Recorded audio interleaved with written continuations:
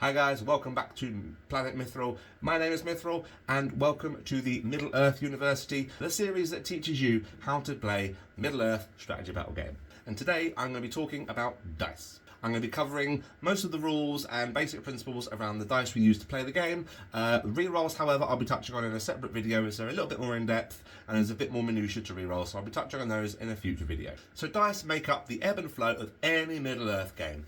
Good dice can usher your forces to victory. Likewise, bad dice rolls, such as you'll see me roll quite a lot in battle reports, can spell doom and disaster for your forces. Dice tell stories, and they are an integral part of the game. The dice you roll ultimately decide the fate of your models on the tabletop. Now, six-sided dice are all that we need to play the game. And to that end, you'll find you probably won't need a huge amount of them, unless you're a dice-hoarding goblin, like myself. You will probably hear the term "that dice is cocked" or "cocked dice" during the course of games as you continue playing, because of the thematic and terrain-covered boards that we play on to bring the world of Middle-earth to life on the tabletop. You'll find many times that dice don't always land flat on the table surface, usually being knocked up against some bit of terrain, or sitting on their side, or propped up against something else, or you might find they feel particularly over-exuberant, you might end up throwing them off the table entirely. I have done that more times than I care to think. In this instance, the dice is referred to as a cocked dice and should be re-rolled for a clear result, although it's generally good practice to agree with your opponent what constitutes a cocked dice beforehand. Dice trays can limit this happening, but in my experience they tend to fly out of dice trays as well, so maybe I've just got a good throw on dice.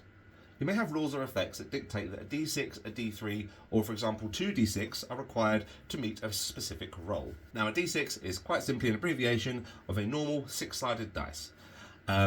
If a rule asks for a result on a d3, however, this means to roll a six-sided dice and basically half the result that appears on the dice rounding up. For example, you can see we're rolling a d3 here, we've scored a 5, so for a d3 result we want to halve this, which gives us 2.5, and then we round this up to the nearest whole number, to a 3. So a d3 result here would be a 3. The max you can ever score on a d3 roll is 3. When 2d6 or a multiple thereof is needed, this means you roll a number of dice equal to that first value. So 2d6 means you roll 2 dice. 3d6 means you roll 3 dice, so on and so forth. I have yet to find anything that dictates the necessity of anything more than 4d6 at once. Now, some rules will allow you to apply modifiers to dice rolls, maybe giving you +1 to wound against a certain target, or applying a negative modifier for charging a terrifying enemy, all sorts of things like that. You'll find loads of them across the course of the game, and obviously when you play certain armies, certain army rules, certain army bonuses, and unique profiles will sometimes confer modifiers. In regard to this, any modifier will change the face value of a rolled dice by the amount shown. For example, a -1 modifier for this dice roll from this terrifying ring wraith nearby means that this roll of a 4 becomes a 3.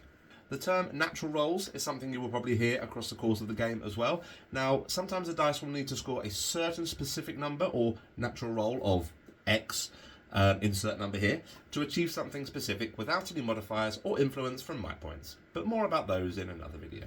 Rerolls are not considered to be a modifier in this instance, but again, I'm covering those in a future video. There we go. I hope you've enjoyed Lesson 3 in our Middle-earth University series. Take care, guys, and I'll see you in the next video. As always, happy hobbying. Bye, guys.